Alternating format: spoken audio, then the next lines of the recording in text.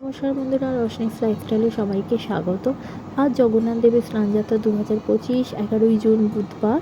পূর্ণিমা তিথি শুরু হয়ে যাচ্ছে 10ই জুন মঙ্গলবার দিবা 11টা 5 গতে, আর তিথি সমাপ্ত হচ্ছে 11ই জুন বুধবার 12টা 38।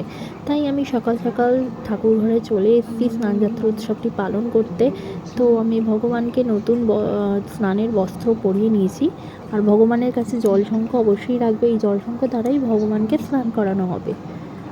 এবার আমি পঞ্চামৃত যেটা তৈরি করেছি, দুধ, ঘি, দই, মধু, সেটা দিয়ে ভগবানকে স্নান করাবো। তো সবার আগে তাই আমি ঘিয়ের প্রদীপ আর ধূপ জ্বালিয়ে নিচ্ছি।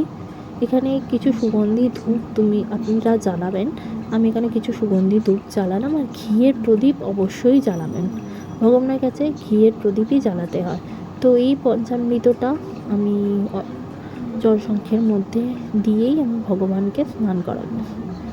আর জলশঙ্খের মধ্যে অবশ্যই তুলসী পাতা নিয়ে নেবেন। এটা দিয়েই ভগবানকে স্নান করাবো। জয় মা সুভদ্রা, জয় জগন্নাথ। এইভাবে বাবা বলভদ্র, মা সুভদ্রা আর জগন্নাথ দেবকে স্নান করাবো। 3বার এই পঞ্চামৃত দ্বারা অভিষেক করিয়ে নেব। তারপর আমি আরেকটি ঘটিতে একটু ফলের রস নিয়েছি।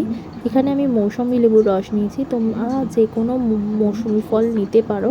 সেই ফলের রস দিয়ে ভগবানকে স্নান করিয়ে নেবে।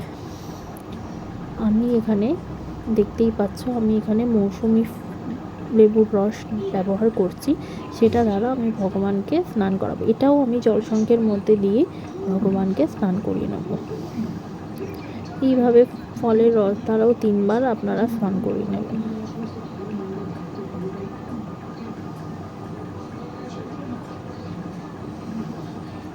এবার আমি আরেকটি ঘটিতে কিছু শুদ্ধ জল নিয়েছি, যেখানে আমি শুদ্ধ জল, ফুলের পাপড়ি, অগারু আর গোলাপ জল নিয়েছি। এটা দ্বারা ভগবানকে স্নান করিয়ে নেব, পরিষ্কার করিয়ে নেব। এটাও 3বার করে আমি ভগবানকে স্নান করিয়ে নেব। জয় বাবা জগন্নাথ, জয় জয় মা সুভদ্রা। এইভাবে 3বার ধরে আমি স্নান করব। স্নান করানোর পর আমি ভগবানকে নতুন বস্ত্র পরিয়ে নেব। দেখো, আমি নতুন বস্ত্র নিয়েছি। এবার ভগবানকে পরিয়ে নেব নতুন বস্ত্রগুলো। দেখতেই পাচ্ছ কত সুন্দর লাগছে আমার ভগবানদের নতুন বস্ত্র পরে। তো এবার আমি অশ্বগন্ধা চন্দন ভগবানকে পরিয়ে দেবো, আর কিছু তুলসী পাতা অশ্বগন্ধ চন্দনের দ্বারা ভগবানকে উৎসর্গ করব। আর জগন্নাথ দেব বলভদ্রের কাছে তুলসী পাতা অবশ্যই দেবে। আমি তুলসী পাতা দ্বারা ভগবানকে উৎসর্গ করলাম। এবার আমি ভগবানকে নতুন আসনে বসিয়ে দেবো। আমি এখানে হলুদ আসন নিয়েছি, আপনারা যে কোনো কালারের আসন নিতেই পারেন। আমি এখানে বসিয়ে দেবো। জয় মা সুভদ্রা, জয় জগন্নাথ। এবার আমি জগন্নাথকে বাকি ভগবানদেরও সুন্দর করে বসিয়ে নেবো আসনে। দেখতেই পাচ্ছ ভগবানকে আমি আসনে বসিয়ে নিয়েছি। এবার আমি নীলকণ্ঠ ফুলের মালা ভগবানকে উৎসর্গ করব। যেহেতু জগন্নাথ দেবকে নীল মাধব বলা হয়, সেই জন্য আমি এখানে নীলকণ্ঠ ফুলের মালা নিয়েছি। আপনারা নীলকণ্ঠ ফুলের মালা না পেলেও বেলকুড়ির মালাও নিতে পারেন। আমি এখানে বেলকুড়ির মালাও নিয়েছি। আপনারা নীলকণ্ঠ না পেলে বেলকুড়ির মালা অনায়াসেই ব্যবহার করতে পারেন। তো ভগবানকে বেলকুড়ির মালাও দেওয়া যায়। আমি এখানে বেলকুড়ির মালাও নিয়ে নিয়েছি, দেখতেই পাচ্ছ।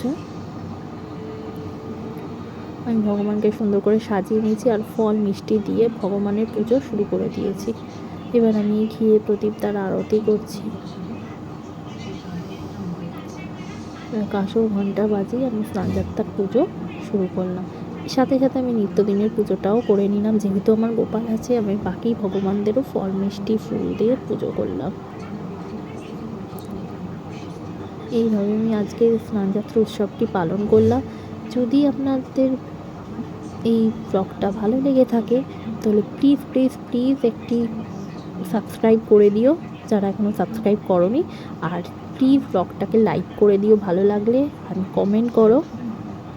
অনেক ধন্যবাদ রোশনিস লাইফস্টাইল দেখার জন্য। জয় জগন্নাথ।